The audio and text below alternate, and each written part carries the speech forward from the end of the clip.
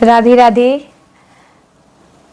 आज एक ऐसे विषय पे चर्चा हम लोग कर रहे हैं जो आज के समाज में बहुत ज़्यादा प्रचलन में है और बहुत से लोग इस भ्रम में भी हैं, परेशान भी हैं।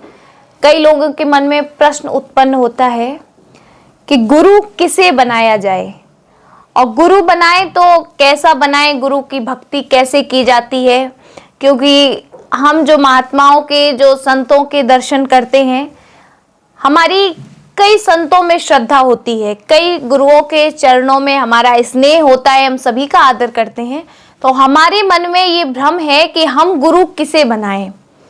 अगर हम 2-3 लोगों की कथाएं सुन रहे हैं, प्रवचन सुन रहे हैं, हमें उनके अच्छे भी लग रहे हैं, तो सबसे बड़ा हमारे मन में यही प्रश्न उत्पन्न होता है कि इनमें से हम किसे अपना गुरु बना सकते हैं, किससे हम दीक्षा ले सकते हैं, गुरु मंत्र ले सकते हैं।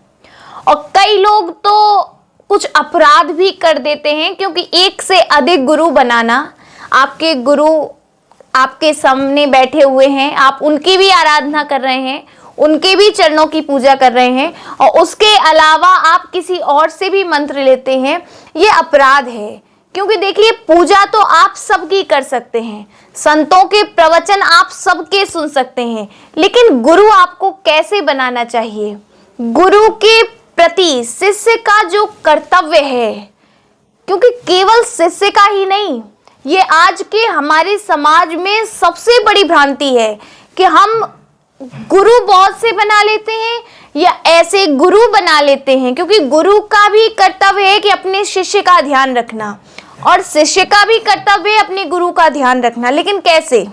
जिस प्रकार माता पिता के संस्कार पुत्र पुत्री में आते हैं, इसी प्रकार अगर आपकी अपने गुरु के प्रति सच्ची श्रद्धा है, आपने गुरु बनाया है, उनकी आप पूरी चरणों की सेवा करते हैं, आराधना करते हैं, वंदना करते हैं, तो उनका स्वभाव भी आपके जीवन में बहुत प्रभाव करता है।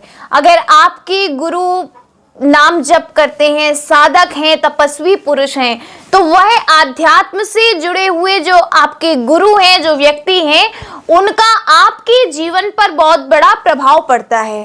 अच्छा, कुछ लोगों का प्रश्न ऐसा आता है कि दीदी गुरु बनाना क्यों जरूरी है?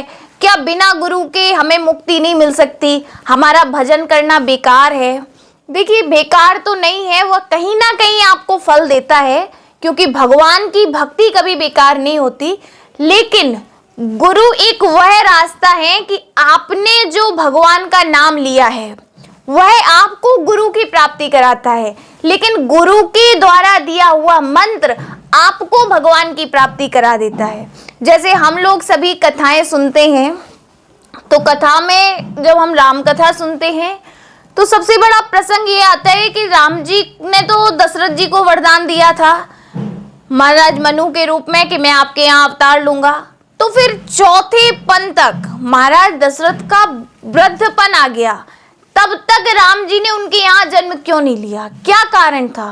तो गोस्वामी श्री तुलसीदास जी ने जो रामचरितमानस लिखी है, उसमें इस बात का उत्तर दिया कि महाराज दशरथ के पुत्र जब तक नहीं हुआ, जब तक वह अपने गुरुदेव वशिष्ठ जी के चरणों में निवेदन नहीं करने गए, जब तक उन्होंने अपने गुरु चरणों का आश्रय नहीं लिया, तब तक राम जी उनके यहाँ अवतार लेकर, जन्म लेकर उनके यहाँ नहीं आए। उसमें कहा गया है कि जब महाराज दशरथ से जब रानियों ने कहा, माता अरुंधति जी ने कहा, तब महाराज दशरथ को लगा कि मुझसे ये भूल हुई है, मैंने अभी तक गुरुदेव भगवान के चरण नहीं पकड़े हैं।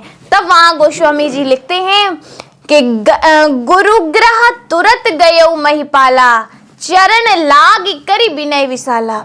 चरण लाग, और इतना ही नहीं, गुरु के पास जाकर अपनी मन की स्थिति देखो। 3 बातें हैं।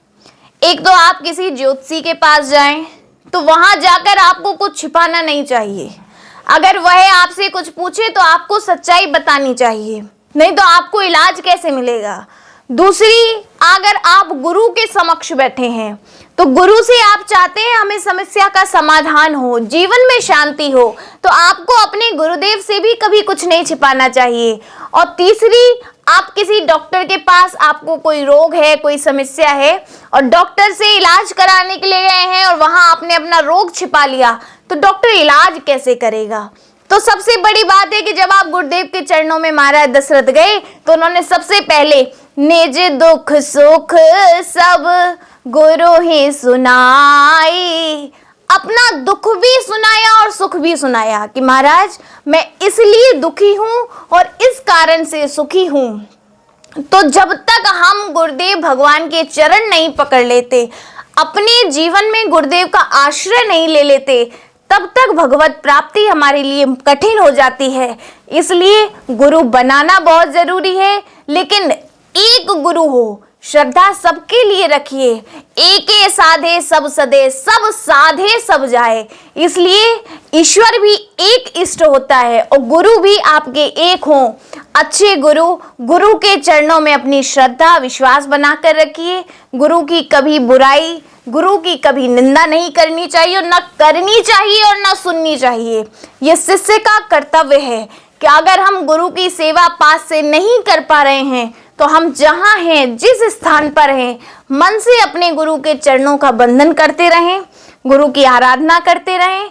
यही कहूँगी कि जो समाज में हम जो विकार हैं, हमारे मनों में जो प्रश्न उत्पन्न होते हैं कि क्या करें क्या ना, ऐसा कुछ भी ना करें। आप बहुत सोच समझ के गुरुदेव भगवान के चरणों का आश्रय लेते हुए अपने जीवन को धन्य बनाएं। राधे राधे।